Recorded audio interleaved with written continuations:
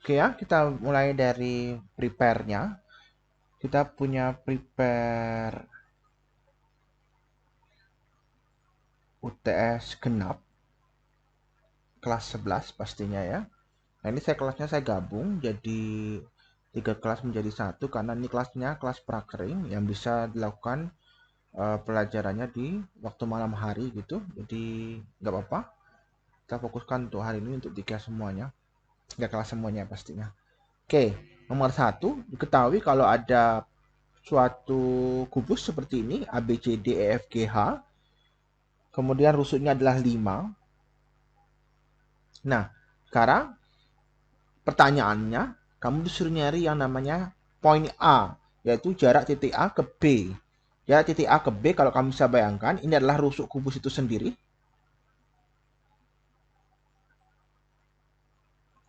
Kemudian rusuk kubusnya berapa? 5. Berarti itu adalah jawabannya.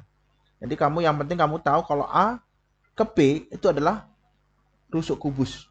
Jadi kamu tinggal lihat ada rusuk kubusnya itu yang mana gitu maksudnya. Nah, sekarang A ke C. A ke C kamu, ini kayak kasih warna merah ya. A ke C kamu ini adalah diagonal ruang ya. Diagonal bidang. Oh, ini adalah diagonal bidang. Diagonal bidang rumusnya apa? A akar 2. A-nya kamu itu adalah rusuknya. Oh, rusuknya adalah A. Kemudian kamu punya A-nya adalah 5. 5-nya di akar 2. Tinggal nempel aja gitu. Ini jawabannya. Kemudian jarak titik A ke F. A ke F tuh yang mana? A ke F itu juga sama dengan yang A ke C ya. Sama-sama merupakan diagonal bidang. Oh, berarti diagonal bidang. Rumusnya sama pastinya. Sama dengan 5 akar 2 juga. Selesai. Kemudian A ke G. A ke G kamu apa? A ke G kamu adalah diagonal ruang.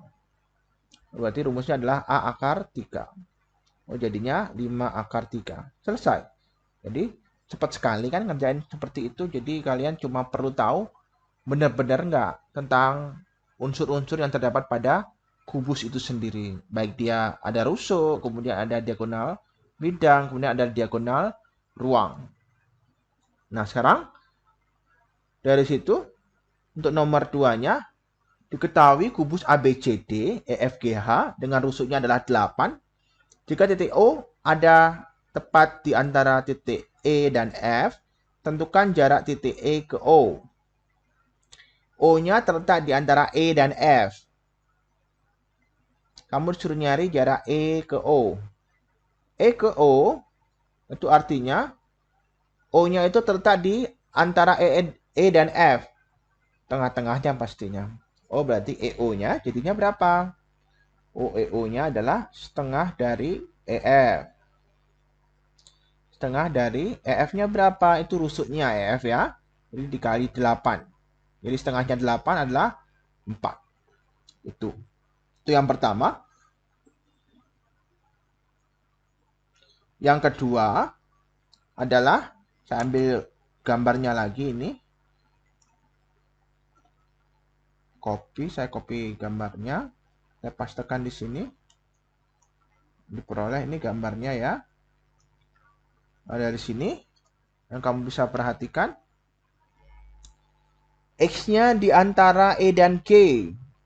E dan G kamu adalah ini. E dan G adalah diagonal bidang ya itu. X-nya di antaranya. Oh, berarti dia EX itu sama dengan setengah dari EG. Setengah dari EG kamu berapa? EG-nya adalah diagonal bidang. A akar 2. Setengah dari A akar 2. A-nya berapa? 8 akar 2. Setengahnya 8, 4 akar 2. Selesai. Yang berikutnya, kamu punya lagi.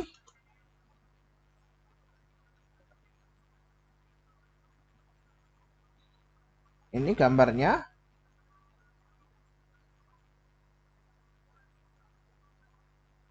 Saya punya gambarnya ini. Dari sini kamu bisa perhatikan kalau W di antara A dan G. Saya punya gambarnya menggunakan garis orange. Ini. Kemudian W-nya di antara A dan G. Ini W kamu. W-nya di antara, berarti AW itu sama dengan setengah dari AG. Ini setengah dari AG kamu berapa? A akar 3. Kan diagonal ruang. Jadinya setengah kali 8 akar 3. Jadinya adalah 4 akar 3. Selesai. Kemudian yang nomor 5. Yang nomor 5 kamu. Untuk yang A, ya, A garis DF. Saya ambilin si kubusnya dulu. A ke DF. A ke DF jadinya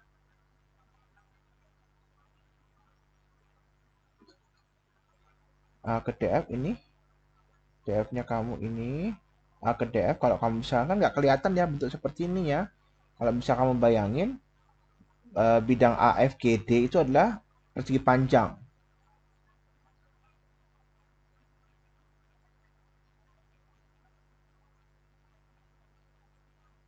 Kemudian saya tuliskan A, F, no ya, hapus dulu. Ini ganti, saya ganti sebagai D, A, F, G. Kemudian kalau kamu bisa lihat ada DF seperti ini kan, garis DF ya. Kemudian kamu disuruh nyari jarak A ke garis DF. Kalau kamu bisa lihat ini bentuknya adalah persegi panjang yang dibagi dua, yaitu segitiga siku-siku. Nah sekarang siku-sikunya di sini ya. Yang kita pakai adalah garis yang warna ungu. Nah kemudian kamu disuruh nyari jarak A ke DF. A ke DF berarti kamu bikin suatu garis yang melalui A tegak lurus dengan DF. Nah sekarang ini adalah jarak yang kamu mau cari, X-nya. Nah kemudian AD kamu adalah rusuknya adalah 6. AF kamu adalah diagonal bidang, berarti dia adalah 6 akar 2. Sedangkan DF kamu adalah diagonal ruang, berarti dia adalah 6 atau A akar 3 ya. Atau kita tuliskan sebagai 6 akar 3. Nah sekarang kita mencari X-nya. X-nya adalah sisi siku-sikunya kamu kalikan. Jadi AD dikali dengan AF dibagi dengan DF. Oh jadinya AD kamu 6 dikali AF kamu 6 akar 2 dibagi dengan 6 akar 3. Dapatnya adalah, ini coret, dapatnya 6 akar 2 dibagi akar 3. Dikali akar 3 per akar 3 biar akar 3 bagian bawahnya hilang. Ini jadinya 6 akar 6 per 3. Itu jadinya adalah 2 akar 6. Selesai. 6 bagi 3 itu 2. Akar 6-nya tinggal nempel. Kemudian jarak A ke BC. Kamu bisa lihat jarak A ke BC.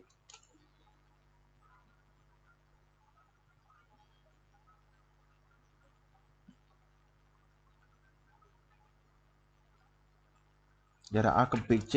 Berarti A-nya di sini. Di sini. Kemudian ada BC. BC-nya di sini.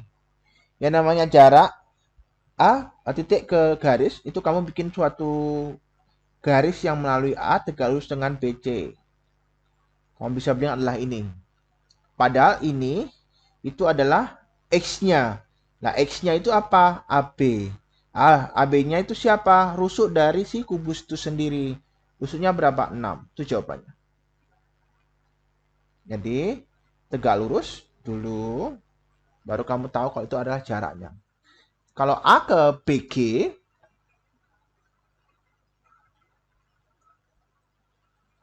A ke BG kamu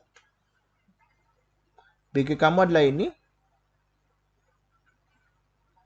A kamu ini juga tegak lurus ya. Nah, Oh, berarti jadi X-nya dapatnya adalah sebesar rusuk. Rusuk kamu apa? 6. Selesai, itu jawabannya. Besar sudut EAF. Sudut EAF. EAF. EAF. Ini sudutnya. Ini adalah setengah dari sudut siku-siku kan ya?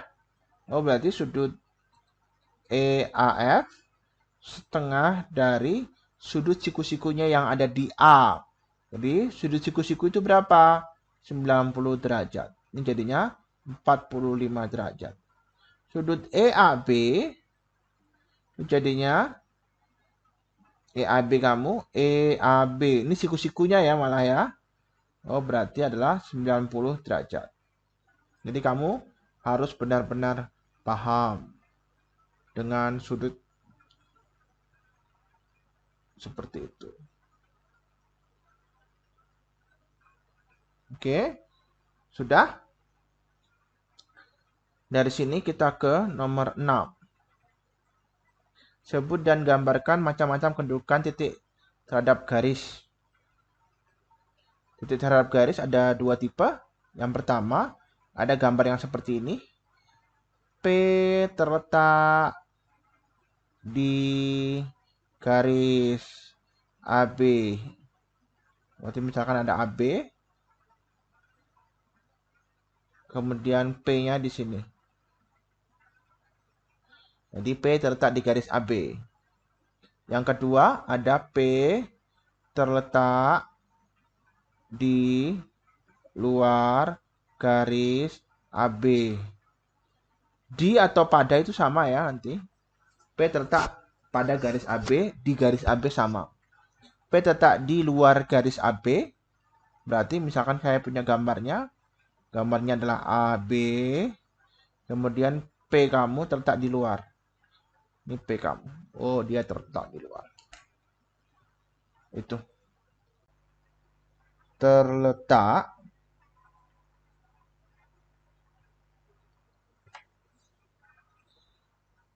pada bidang kepada bidang ya.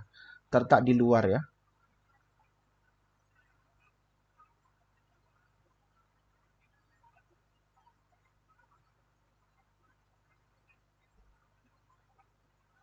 Berarti kamu punya bidang,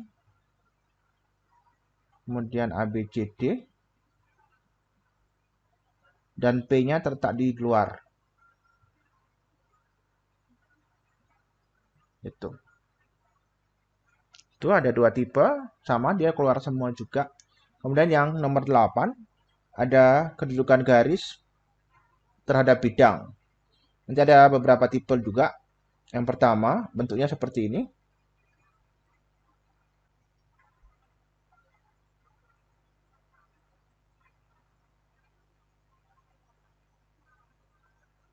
Misalkan garisnya garis AB, AB, kemudian ini garis CD. Oke. Namanya, kalau ada AB, AB itu terletak pada bidang. Bidangnya misalkan PQRS. Ini sejajar dia. Oh, berarti dia bisa bilang kalau CD sejajar bidang PQRS. Jadi garis CD sejajar bidang PQRS.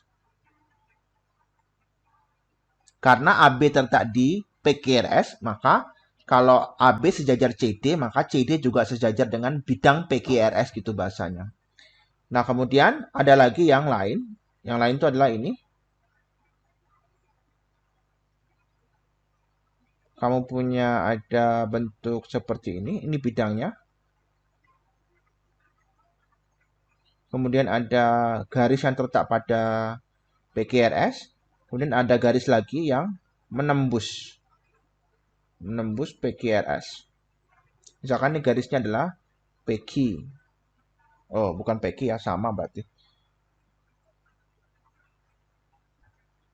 Garisnya adalah garis MN. Oh, berarti kalau dia menembus si AB, jadi kita bisa bilang kalau MN memotong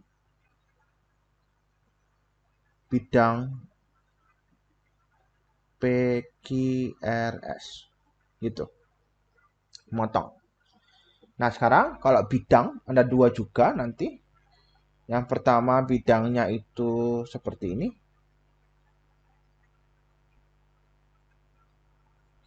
Namanya bidangnya sejajar. Yang kedua, kamu punya namanya ada lagi yang seperti ini.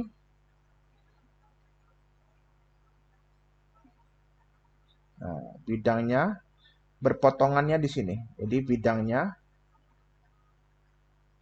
saling berpotongan. Gitu. Gitu. Selesai. Seperti itu. Nanti buat modulnya bisa saya share di grup masing-masing. Nanti saya perlu recordnya buat kalian pastinya ya. Ini yang gabung. Oke, gitu. Untuk pertemuan kali ini, mukanya bisa dilihatin dulu. Mukanya bisa dilihatin dulu. Sebelum kita tutup. Oke, Aris sudah tampak ya. Tony. Oke, di situ dulu. Untuk pertemuan kali ini, saya akhiri. Assalamualaikum warahmatullahi wabarakatuh. Waalaikumsalam warahmatullahi wabarakatuh.